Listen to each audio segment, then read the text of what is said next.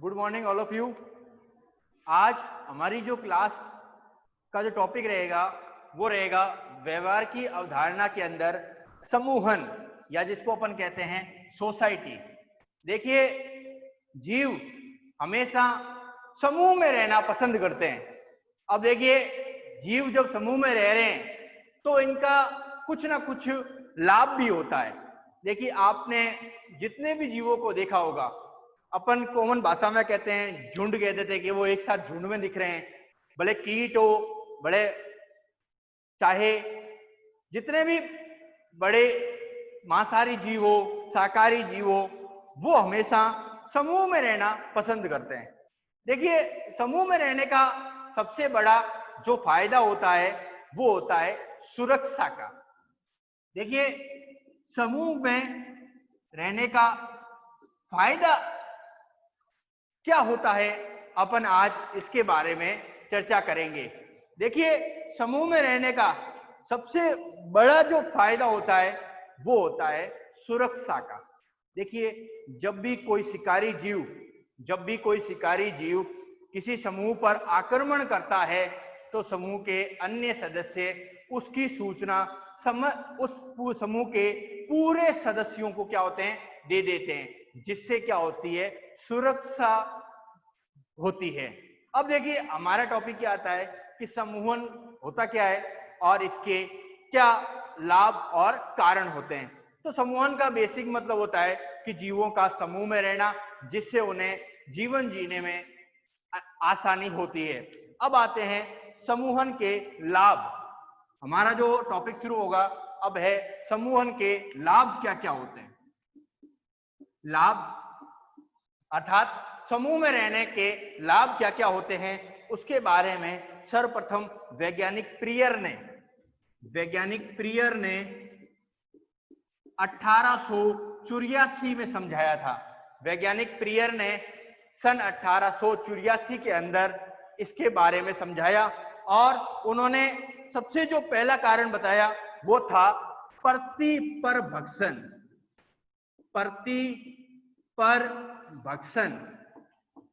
जिसको हम इंग्लिश में एंटीप्रीडेशन कहते हैं। देखिए, प्रतिपरभक्षण होता क्या है। देखिए, हम जानते हैं कि जब भी शाकाहारी जीव भोजन करते हैं, पानी पीने जाते हैं, तो कुछ मांसाहारी जीव उनका शिकार करने की कोशिश करते हैं। अब देखिए, जब परभक्षी जीव उन शाकाहारी जीवों का शिकार करने की कोशिश करते हैं तो जीव क्या करता है, इसकी उस शिकारी जीव की अर्थात परभक्षी जीव की उपस्थिति का ज्ञान समूह के समस्त सदस्यों को कराने का कार्य करता है। अर्थात जैसे ही कोई मांसाहारी जीव एक समूह की ओर बढ़ रहा है तो समूह के अन्य सदस्य उस मांसाहारी जीव की उपस्थिति का ज्ञान अपने समूह के अन्य सदस्यों को करा देते हैं, जिससे क्या होगा, समूह के सदस्य उस स्थान को छोड़कर किसी दूसरे सुरक्षित स्थान की ओर चले जाएंगे, जिससे समूह की सुरक्षा हो जाती है। तो प्रतिपरभक्षण का मतलब है परभक्षी से सुरक्षा करवाना। और इसका जो पहला जो पॉइंट है वो है परभक्षी की उपस्थिति का ज्ञान कराना। परभक्षी की उपस्थिति का ज्ञान कराना अर्थात देखिए, प्रत्येक समूह में कुछ सदस्य ऐसे होते हैं जिनका मुख्य उद्देश्य यही होता है कि शिकारी जीव की स्थिति का ज्ञान समूह के दूसरे सदस्यों को कराना। अब ये जो समूह के सदस्य होते हैं, एक तो ये उम्र में ज्यादा होते हैं, दूसरा इनको परभक्षी की उपस्थिति का पूरा ज्ञान होता है कि वो कहां कहां उपस्थित हैं, और जैसे ही खतरा होगा यह अपने समूह के अन्य सदस्यों को उसकी उपस्थिति का ज्ञान कराएंगे और इससे क्या होगा, समय पर भागने में सहायता होगी। तो प्रतिपरभक्षण का पहला पॉइंट क्या है, परभक्षी की उपस्थिति का ज्ञान करना। दूसरा, समूहित होकर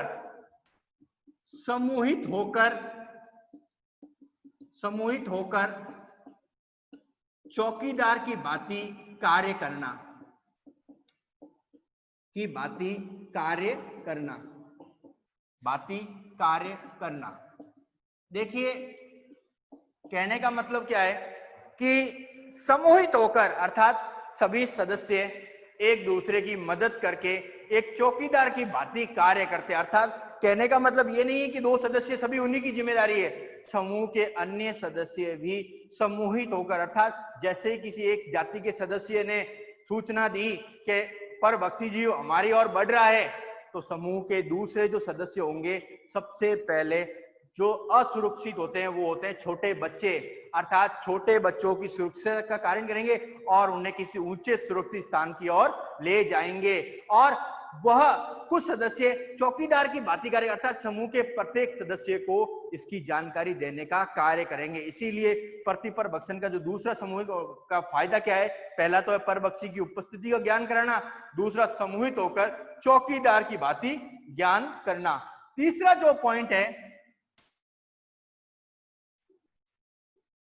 वो है परभक्षी के प्रति सामूहिक बचाव, परभक्षी के प्रति सामूहिक बचाव।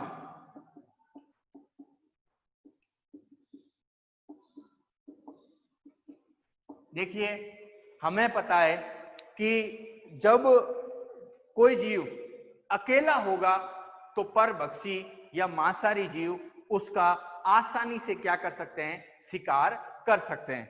अपन कई ज्ञानवर्धक चैनल पर और कुछ नेशनल चैनल्स पर अपन प्रतिदिन अनेक वीडियो देखते हैं। उन वीडियो में देखते हैं कि एक जीव जब किसी मांसाहारी जीव के मुंह में फंस जाता था, शिकार में फंस रहा है, तो समूह के दूसरे सदस्य जाते हैं और उसको बचाने का कार्य करते हैं। तो तीसरा पॉइंट क्या है, परभक्षी के प्रति सामूहिक बचाव, अर्थात जैसे ही शिकारी जीव परभक्षी जीव किसी एक जीव पर हमला कर रहा है, उसी समय समूह के सारे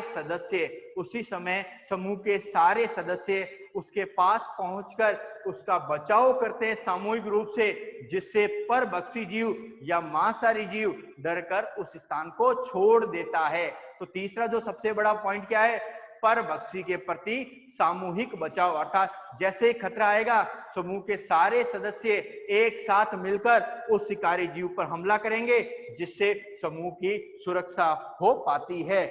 इसके बाद नेक्स्ट जो पॉइंट होगा वो होगा शिशुओं की सुरक्षा, शिशुओं की सुरक्षा। देखिए हम जानते हैं किसी भी समूह में असुरक्षित अगर कोई होंगे तो वो छोटे बच्चे होते हैं, और छोटे बच्चों को आसानी से शिकार बनाया जा सकता है। अब जो भी शिकारी जीव होते हैं उनकी कोशिश होती है कि वो छोटे बच्चों को घात लगा के ज्यादा शिकार करते हैं, क्योंकि बड़े जीव तो दौड़ के भाग जाते हैं, लेकिन जो छोटे बच्चे होते हैं नवजात, वो असहाय होते हैं, अर्थात वो एक ही स्थान पर रह जाते हैं और उनका शिकारी जीव आसानी से क्या करते हैं, उनका शिकार कर पाते हैं। तो समूह की सबसे जो चौथी जो प्रतिपरभक्षण की विशेषता है, उसका मतलब क्या है कि जैसे ही कोई शिकारी जीव अपने एरिया में, अपने क्षेत्र में प्रवेश करेगा, समूह के कुछ सदस्य मादा और शिशुओं को किसी निश्चित सुरक्षित स्थान पर ले जाने की कोशिश करेंगे, अर्थात कुछ सदस्य तो उस शिकारी जीव से लड़ेंगे, जबकि कुछ सदस्य बच्चों को किसी सुरक्षित स्थान पर ले जाने की कोशिश करते हैं, जिससे क्या होता है, जिससे उन बच्चों की सुरक्षा की जाए। तो प्रतिपरभक्षण का जो नेक्स्ट कार्य है वो क्या है, शिशुओं की सुरक्षा। नेक्स्ट है परभक्षी को संभ्रमित करना।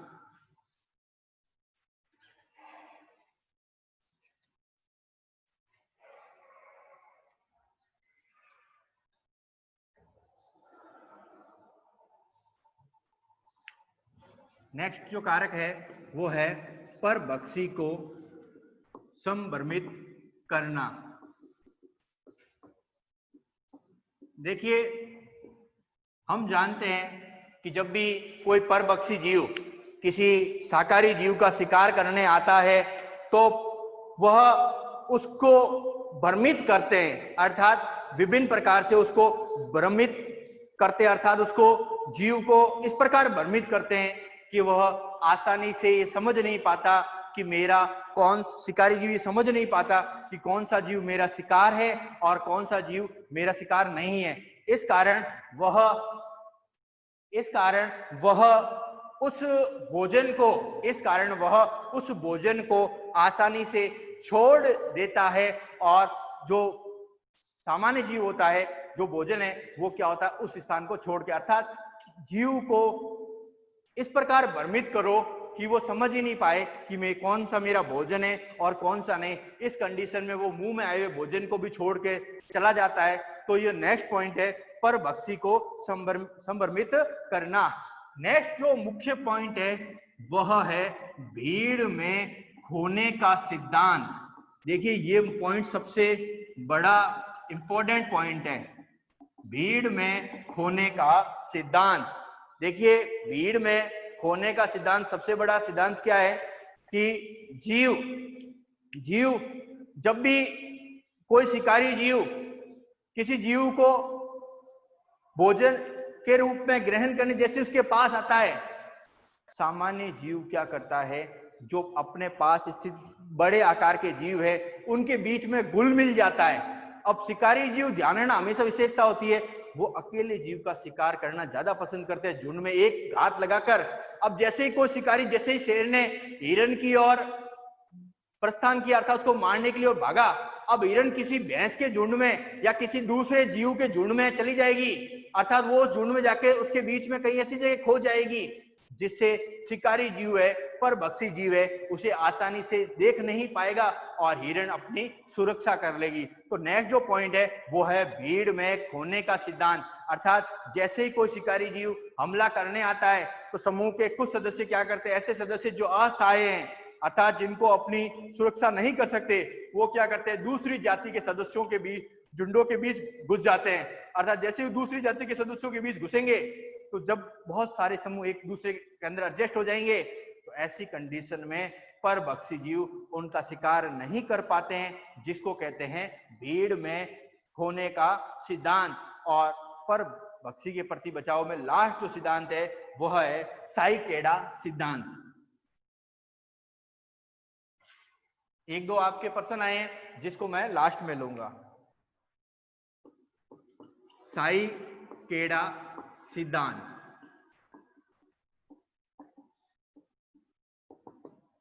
एक प्रश्न आया है,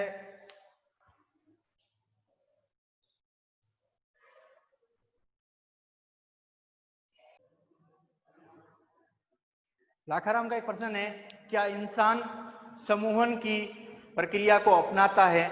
देखिए अगर मैं इवोल्यूशन ऑफ मैन की बात कहूं, अगर मैं इवोल्यूशन ऑफ मैन टॉपिक से चलूं तो प्रारंभ में जो मनुष्य था वो समूहन की जो भूमिका है वो दर्शाता था।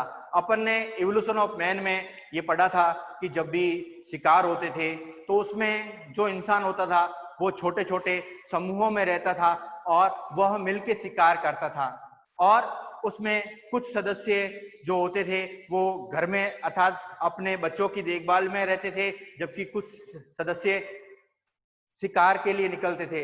लेकिन वर्तमान परिदृश्य में समूहन का जो बेसिक मतलब है वो इंसान के लिए समूह में रहते हैं, लेकिन अगर अपन जंतुओं के अकॉर्डिंग पढ़ें तो उनमें समूहन अलग अलग प्रकार का होता है। तो अब अपना जो नेक्स्ट प्रश्न है वह है, जो नेक्स्ट टॉपिक है वो है साइकेडा सिद्धांत। देखिए साइकेडा सिद्धांत जो है वह साइकेडा गुट के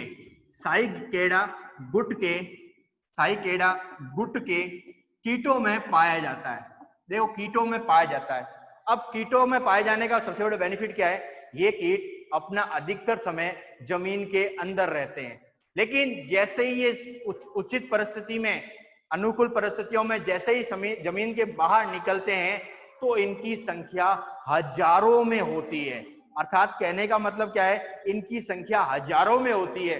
अब अपन जानते हैं कोई शिकारी जीव, जब ये हजार जीव एक साथ एक समूह के रूप में निकलते हैं तो शिकारी जीव कुछ ही सदस्यों का शिकार कर पाता है, लेकिन पूरे समूह का शिकार नहीं कर पाता। इसी को साइकेडा सिद्धांत कहते हैं। साइकेडा सिद्धांत का मतलब क्या है, जब साइकेडा गुट के कीट होते हैं वो हजारों की संख्या में एक साथ बाहर निकलते हैं, अब जब वो हजारों की संख्या में एक साथ बाहर निकलते हैं तो जो शिकारी जीव होता है वो कुछ सदस्यों को ही खा पाता है, अर्थात हजारों में से कुछ गिने चुने सदस्यों को ही खा पाता है। बाकी समूह के जो सदस्य होते हैं वो क्या होते हैं, सुरक्षित रह जाते हैं। इसी को साइकेडा सिद्धांत कहते हैं, जिसके तहत कुछ सदस्यों की ही बलि द्वारा समूह में कोई फर्क नहीं पड़ता। अर्थात कहूं कि 1000 सदस्य में से अगर 50 या 100 भी कम हो जाए तो समूह पर कोई फर्क नहीं पड़ता। इसी को साइकेडा सिद्धांत समझाया गया है। तो हमने अभी समूहन के लाभ में पहला जो टॉपिक था वो हमने पढ़ा प्रतिपरभक्षण। अब प्रतिपरभक्षण में हमने पहला पॉइंट पढ़ा था शत्रु की उपस्थिति का ज्ञान कराना। दूसरा हमने पढ़ा था समूह के सभी सदस्य मिलकर चौकीदारी का कार्य करते हैं। तीसरा है परभक्षी के प्रति सामूहिक बचाव। चौथा जो था वो था शिशुओं की सुरक्षा करना।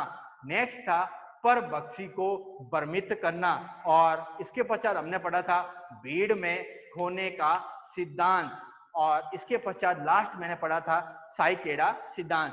अब पहला जो टॉपिक है प्रतिपरभक्षण, उसके बारे में अब हमने चर्चा कर ली है।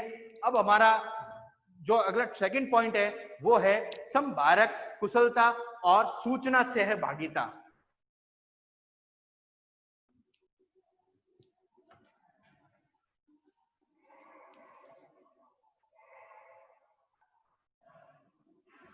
संभरक कुशलता व सूचना सहभागिता। देखिए, संभरक कुशलता और सूचना सहभागिता। अब सूचना सहभागिता का पहले अपन पढ़ लेते हैं। देखिए, दो चीजें, एक तो है कुशलता और एक है सूचना सहभागिता। सूचना सहभागिता, देखिए आपने बड़े सदस्य जैसे अपन ने शेर को कई बार विभिन्न स्रोत के माध्यम से शिकार करते देखा होगा।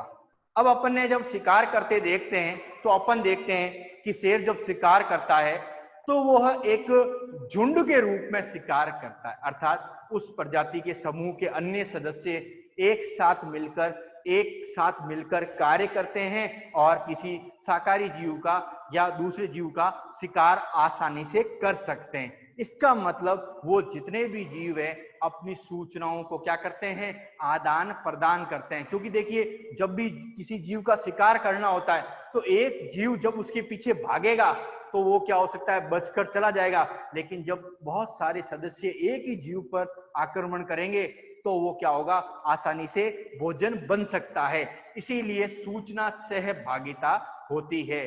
दूसरा होता है संभरक कुशलता। देखिए, कुशलता का जो बेसिक मतलब होता है वो होता है परफेक्टनेस, अर्थात फीडिंग इफिशियंसी। अब देखिए, इसका फायदा क्या होता है कुशलता का, कि समूह इसमें जब भी कोई जीव का शिकार किया जाता है तो समूह के सभी सदस्यों को आसानी से भोजन उपलब्ध हो जाता है। अब देखिए, समूह के सभी सदस्य साथ मिलकर कार्य कर रहे हैं तो कहने का मतलब क्या है, समूह के सभी सदस्यों को आसानी से भोजन मिल जाता है। अब संभरक कुशलता और सूचना सहभागिता, इसको समझने के लिए सबसे जो पहला पॉइंट होता है वो होता है सहकारक संभरण।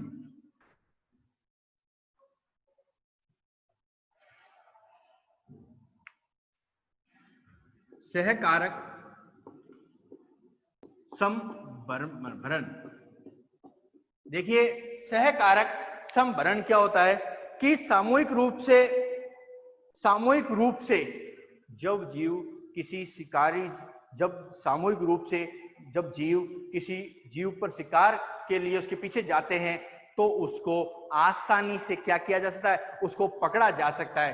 तो सहकारक संभरण का जो सबसे बड़ा सदस्य होता है उसमें होता है कि समूह में एकत्रित होकर अपने से बड़े जीवों का भी समूह में एकत्रित होकर अपने से बड़े जीवों का भी बड़े जीवों का भी आसानी से शिकार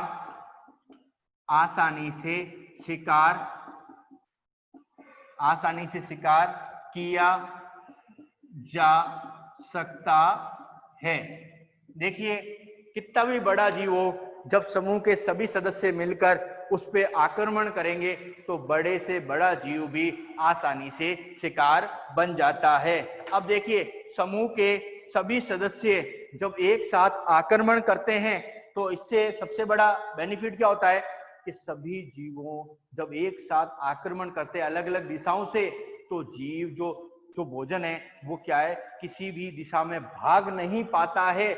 इसका मतलब समूह के सभी सदस्यों को आसानी से भोजन उपलब्ध हो पाता है। तो पहला जो है सहकारक संभरण, इसका मतलब क्या है कि समूह के सभी सदस्य एकत्रित होकर बड़े जीवों का आसानी से शिकार कर सकते हैं। और समूह के सभी सदस्य जब एक अलग अलग दिशाओं में स्थित होते हैं तो जीव जो भोजन है वो जिस भी दिशा में भागेगा, अब जो शिकारी जीव है, परभक्षी जीव है, उसको आसानी से पकड़ सकते हैं। दूसरा जो है वो है केंद्रीयकरण प्रवृत्ति।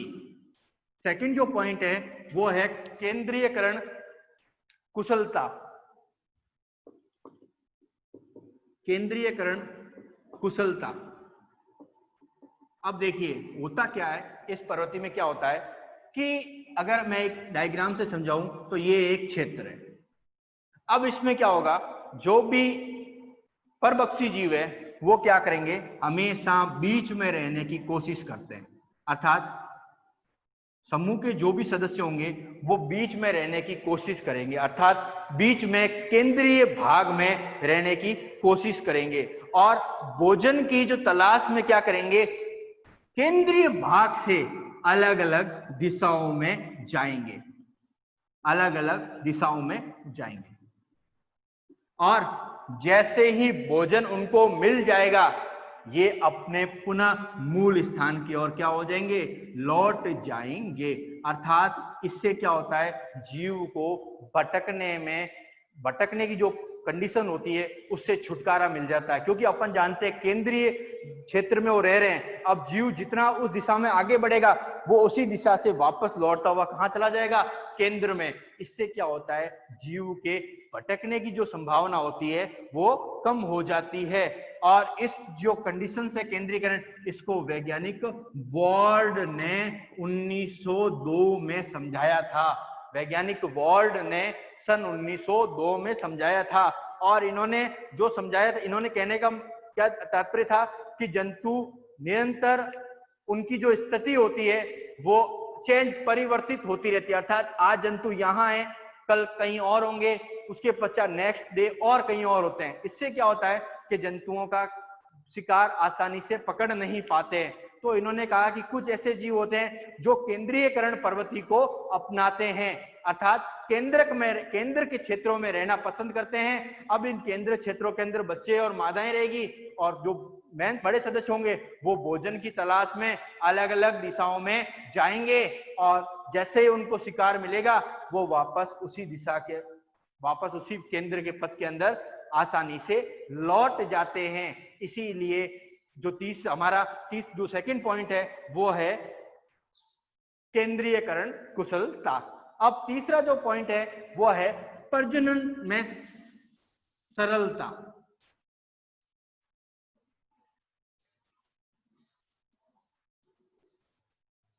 प्रजनन में सरलता।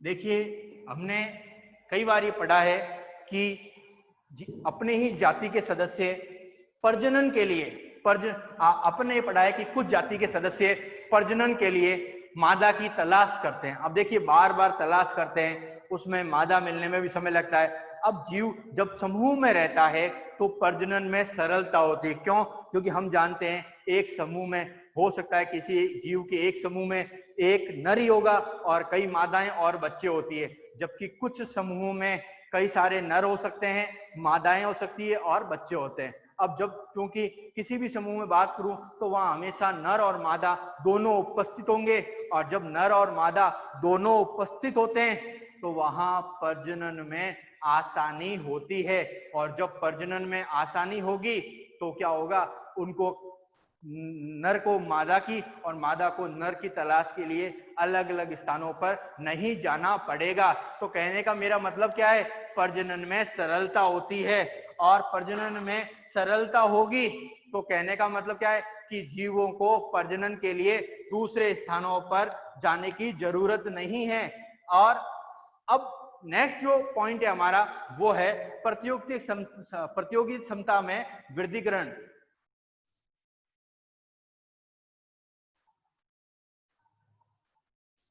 नेक्स्ट है प्रतियोगी क्षमता में वृद्धिकरण। प्रतियोगी क्षमता में वृद्धिकरण, देखिए हमेशा ध्यान रखना कि जब भी जीव समूह में रहता है तो उनकी प्रतियोगी जो क्षमता होती है उनमें क्या होती है, वृद्धि होती है। अब कुछ ऐसे जीव होते हैं जो सामान्यतः क्या करते हैं, अपना एक क्षेत्र की बात करो, घोंसलों की बात करो, सुरक्षित स्थान की बात करो, तो वो क्या करते हैं कि दूसरे जीवों का क्या करते हैं, सुरक्षित स्थान को क्या कर लेते हैं, ग्रहण कर लेते हैं। जैसे अगर मैं बात करूं तो क्या कह सकता हूं, कुछ जंगली जो कुत्ते होते हैं वो सामूहिक रूप से, जंगली कुत्ते जो होते हैं वो सामूहिक रूप से क्या करते हैं, लकड़बग्घे जैसे जीवों का, अर्थात लकड़बग्घे जैसे जीवों का जो रहने का स्थान है उनको ग्रहण कर लेते हैं और उन स्थानों से लकड़बग्घे जैसे जीवों को भगा देते हैं। अब भगा देने से क्या होगा, उस जो जंगली कुत्ते के समूह है अब वो उस स्थान पर रहेगा और उसके स्थान का प्रयोग करेगा। तो कहने का मतलब जब जीव समूह में रहता है तो उसकी प्रतियोगी क्षमता में वृद्धि होती है, अर्थात जैसे उसे किसी चीज पे, किसी वस्तु को प्राप्त करना है वो समूह में एकत्रित होकर आक्रमण करेगा। और हमें अपन को पता है जब भी कोई जीव समूह में एकत्रित होकर आक्रमण करता है तो दूसरा जीव जब एक अपनी और समूह को आता हुआ देखता है तो वो उसको देखकर आसानी से उस स्थान को छोड़कर भाग जाता है। तो जब जंगली कुत्ते लकड़बग्घे की ओर जाते हैं तो लकड़बग्घा जब उस जंगली कुत्तों को अपनी ओर आता हुआ देखता है तो उसे पता है कि वो इनका मुकाबला नहीं कर सकता, वो उस स्थान को छोड़ के किसी सुरक्षित स्थान की ओर चला जाता है और कुत्तों को उस लकड़बग्घे का जो स्थान होता है वो भी मिल जाता है। इसके साथ में लकड़बग्घे ने जो भोजन पकड़ा है वो भी कुत्तों को आसानी से मिल जाता है। तो हमारा जो नेक्स्ट पॉइंट था क्या था, प्रतियोगिता क्षमता में वृद्धिकरण। और नेक्स्ट है श्रम विभाजन।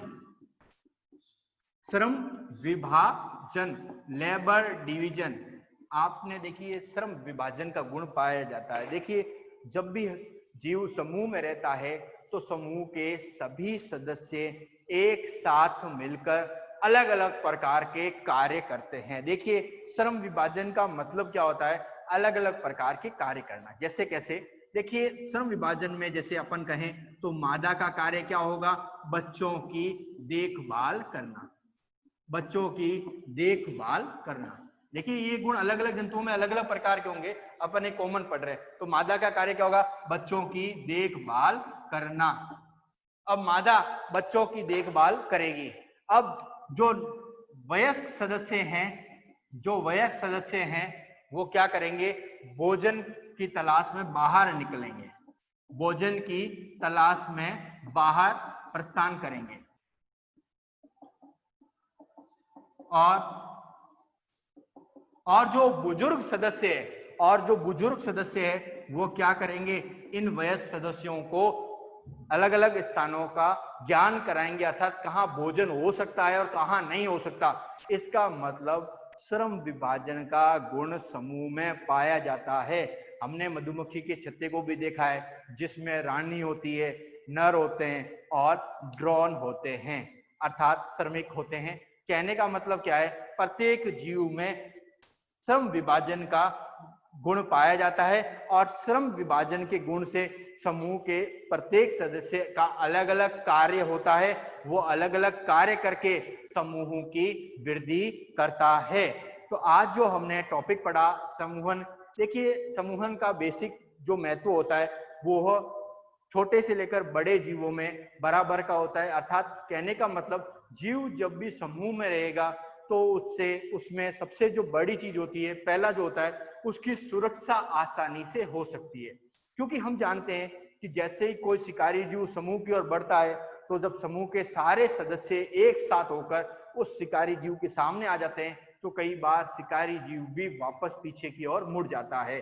दूसरा होता है भोजन प्राप्त करने में आसानी करना। अर्थात समूह के सभी सदस्य केंद्रीकरण प्रवृत्ति द्वारा जब अलग अलग स्थानों पर एक खड़े हो जाते हैं और जब कोई भोजन किसी भी दिशा में दौड़े तो उसको आसानी से पकड़ा जा सकता है और भोजन प्राप्त किया जा सकता है।